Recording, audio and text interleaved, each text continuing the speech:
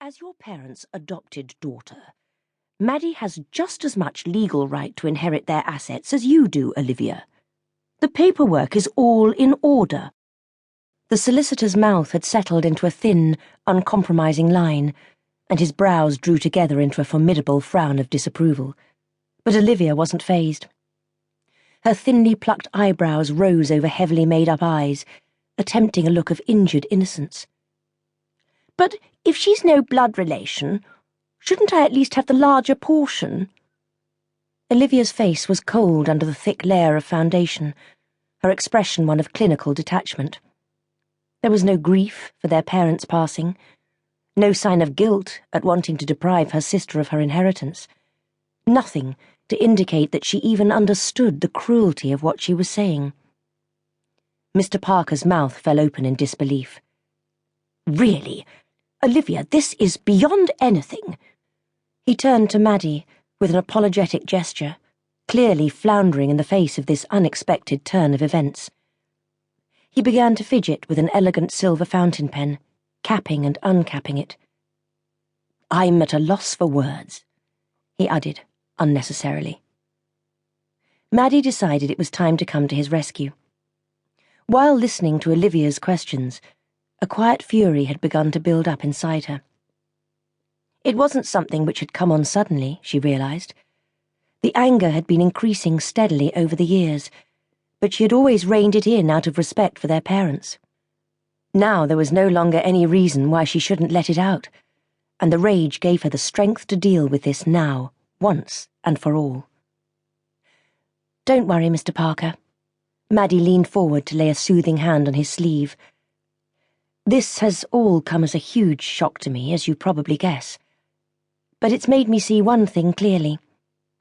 Olivia is not, and never has been, a sister to me. No matter what I did, the two of us couldn't get on. I've always wondered why, because I wanted us to be close. But today you've given me the answer. Thank you." "Always playing the saint," Olivia sneered under her breath. "Nothing ever changes." Maddie didn't rise to the bait.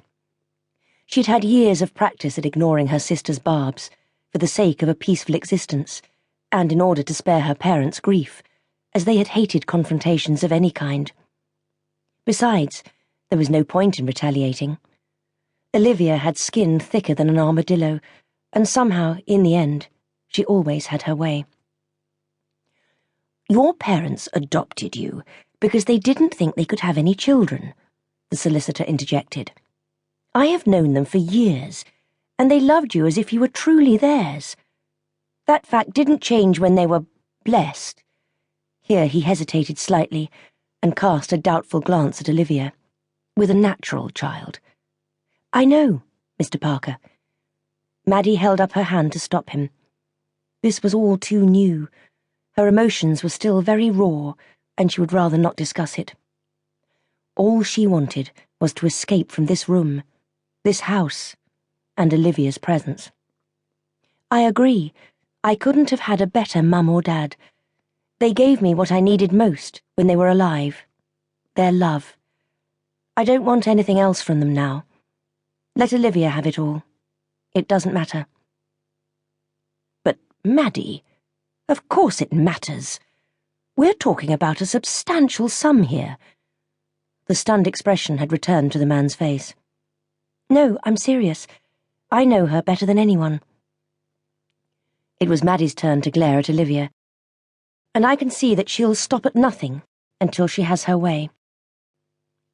Olivia turned away to study her immaculately painted talons, as if the discussion had nothing whatsoever to do with her, and she hadn't been the one to set the cat among the pigeons in the first place.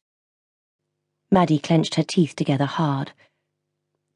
"There is nothing Olivia can do," Mr. Parker protested.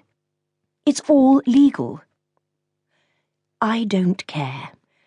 I don't ever want to see or hear from her again.